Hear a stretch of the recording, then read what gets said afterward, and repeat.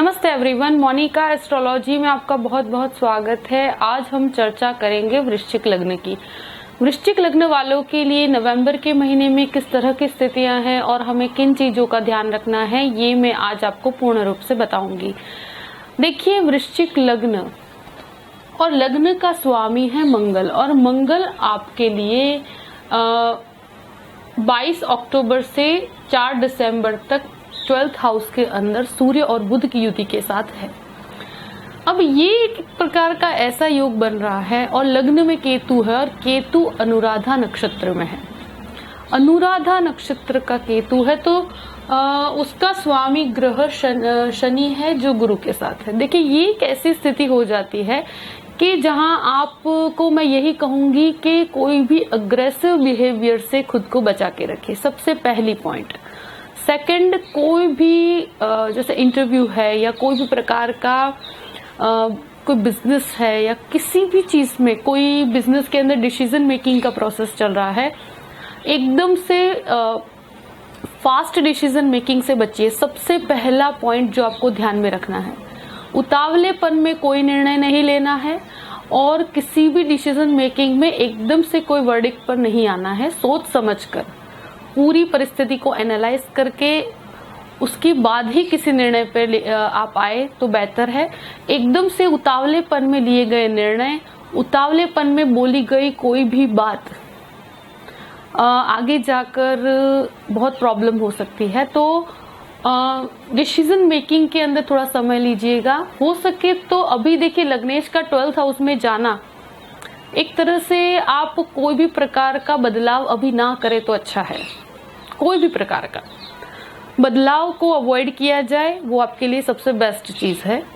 और भले वो बिजनेस में हो या जॉब में हो, जहां पर भी है स्थिर होकर रहिए और उसमें कुछ परिवर्तन करने की कोशिश अभी मत कीजिए। इसलिए स्टिक होकर एक पोजीशन पे, और ज्यादा कुछ उतावलेपन के अंदर चेंज कर देना या कोई ऐसा बहुत बड़ा डिसीजन ले लेना फाइनेंशियल, तो भी आपके लिए एक प्रॉब्लम क्रिएट हो सकती है। तो हो सके तो इस चीज से बचिएगा। देखिए, सेकंड हाउस में शुक्र है जो आपके 12th हाउस का अधिपति भी है और आपके 7th हाउस का अधिपति भी है। तो ये शुक्र कुछ एक्सपेंसेस जो आप अभी करेंगे, वो खर्च ऐसे होंगे जो एक तरह से इन्वेस्टमेंट का कार्य करेंगे। तो अभी वो खर्च जरूर है, मगर इन फ्यूचर उसका काफी अच्छा रिजल्ट आपको प्राप्त होगा। सेविंग्स इतनी अभी नहीं हो पा रही है, मगर ये लॉन्ग टर्म पे आपको काफी बेनिफिट करेगी। और देखिए, शुक्र आपके जब भी 2nd हाउस में होता है तो उसमें क्या होता है कि व्यक्ति की वाणी में एक ईगो कहीं ना कहीं आता है, या उसके शब्दों को लोग गलत समझ देते हैं। जहां पर आपको बोलना है आपके कार्यस्थल में, वहां पर आप एक प्रकार का प्रेजेंटेशन आपका बहुत अच्छा होगा, उसमें एक ऊर्जा भी होगी। मगर जब घर कुटुंब की बात है, उसमें आपके शब्दों को गलत मीनिंग निकाला जा सकता है।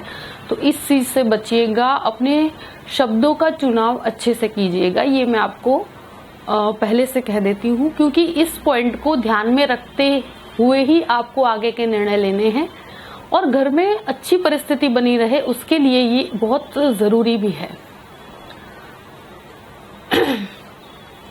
3rd हाउस के अंदर गुरु और शनि, ये एक ऐसी स्थिति बन रही है कि अभी कोई भी प्रकार का बदलाव आप चाहते हैं, उसके प्रोसेस में भी हो सकते हैं, मगर उसमें अभी ज्यादा कोई चेंज करने की कोशिश अभी मत कीजिए।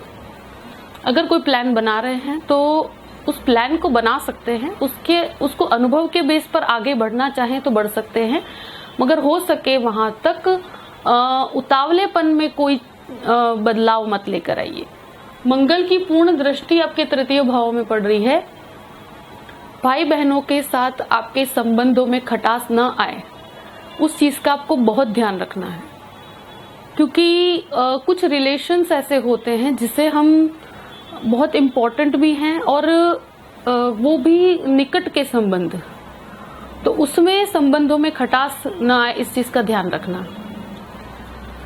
4th हाउस का अधिपति शनि होकर तृतीय भाव में और गुरु के साथ, गुरु चेंज होगा 20 नवंबर को और वो आपके 4th भाव में बाद में आ जाएगा। ये जो स्थिति है तो उसमें अगर कोई भी संपत्ति का विवाद चल रहा है तो अब उसका कुछ डिसीजन मेकिंग के प्रोसेस की तरफ आगे बढ़ेगा।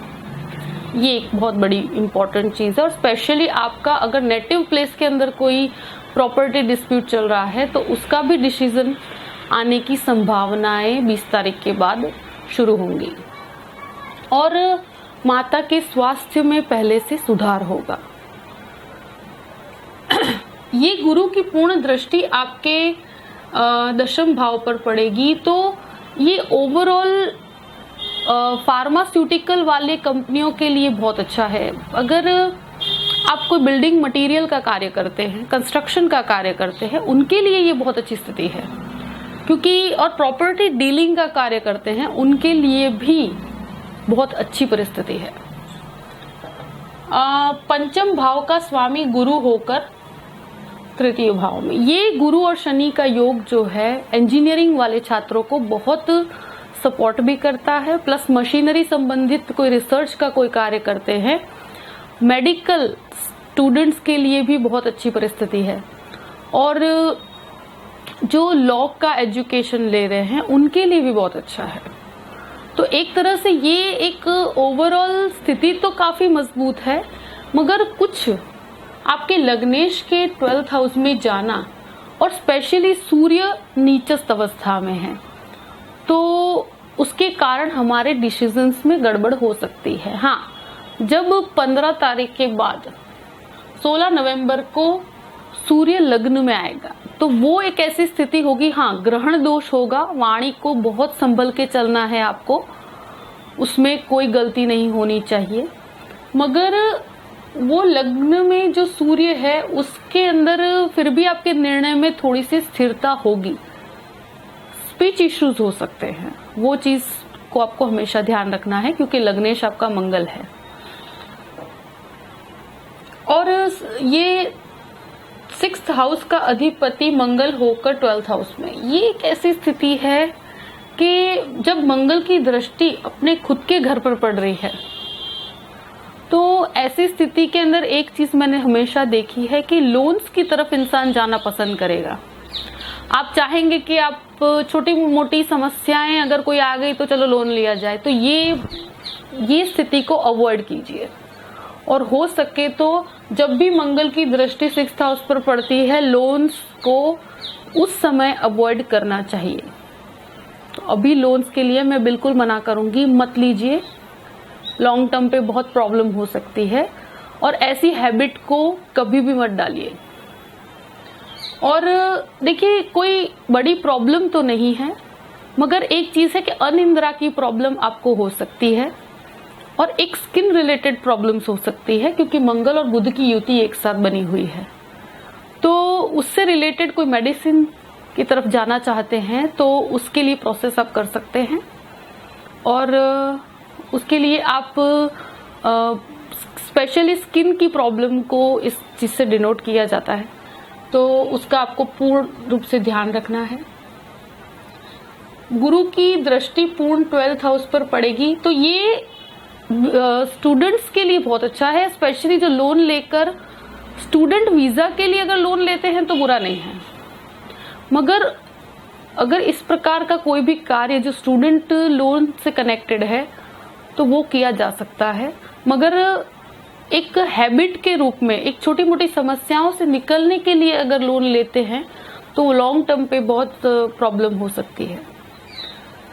7th हाउस में राहु है। देखिए ये राहु जो है तो यहाँ का जो मुख्य स्वामी है शुक्र जो आपके द्वितीय भाव में है, तो गृहस्थ के साथ छोटी मोटी अनबन हो सकती है, वो बनी हुई बात है। खुद से 8वें घर में है वो, और राहु है तो एक संशय की वृत्ति देता है, मगर वो बिजनेस में भी एक प्रकार का संशय हर चीज में इंसान के लगा रहता है और कहीं ना कहीं बिहेवियर भी कभी कभी उसका अग्रेसिव हो जाता है। अभी देखिए ये राहु कृतिका नक्षत्र में है, तो कृतिका नक्षत्र का स्वामी सूर्य है जो अभी 12th हाउस में, तो अभी एक तरह से आपको विदेश से कनेक्टेड बिजनेस यानी कि फॉरेन बिजनेस के लिए अगर आप ट्राई कर रहे हैं तो बहुत बेहतर स्थिति है।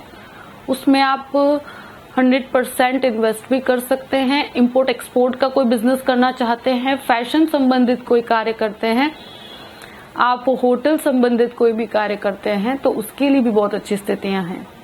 तो उसके बाद जब सूर्य लग्न में आ जाए तो वो भी एक तरह से आपको बिजनेस में काफी हेल्प करेगा, फाइनेंशियल गेन्स में भी काफी हेल्प करेगा।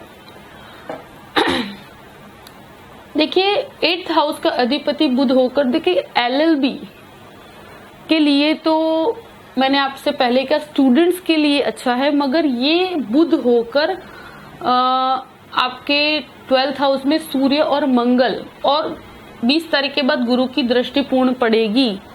ये एक तरह से IT के छात्रों के लिए बहुत अच्छा है। और रिसर्च के लिए, अगर कोई भी प्रकार के रिसर्च के लिए अगर फॉरेन जाना चाहते हैं तो 20 तारीख के बाद जो गुरु आ रहा है वो आपको बहुत बेहतरीन स्थिति दे रहा है। और मेडिकल स्टूडेंट के रिसर्च के लिए भी बहुत अच्छा है। फार्मास्यूटिकल के छात्रों के लिए भी बहुत अच्छा है। मतलब कि उसकी एजुकेशन अगर ले रहे हैं, कोई रिसर्च कर रहे हैं दवाइयों का या किसी भी प्रकार का रिसर्च, तो उसके लिए अगर आप फॉरेन जाना चाहते हैं तो स्थिति बहुत बेहतर है। देखिए 9th हाउस, उस पर गुरु की पूर्ण दृष्टि 20 दिन तक पड़ रही, तो आध्यात्मिक चिंतन के लिए ये समय बहुत अच्छा है क्योंकि केतु भी लग्न में है और वो शनि के नक्षत्र पे है और आध्यात्मिकता में उन्नति भी होगी। आपके भाग्य को सपोर्ट आपको प्राप्त 100% होगा।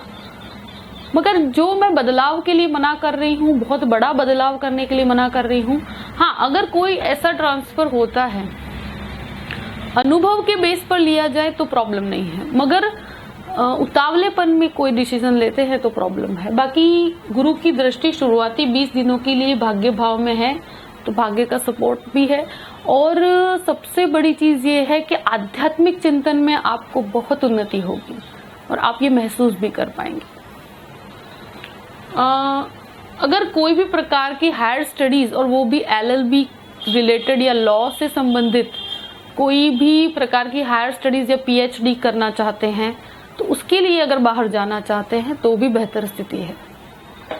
देखिए 10th हाउस पर जब गुरु चेंज होगा 20 तारीख के बाद, उसमें गुरु की दृष्टि आपके 10th भाव पर पूर्ण बनी रहेगी। अब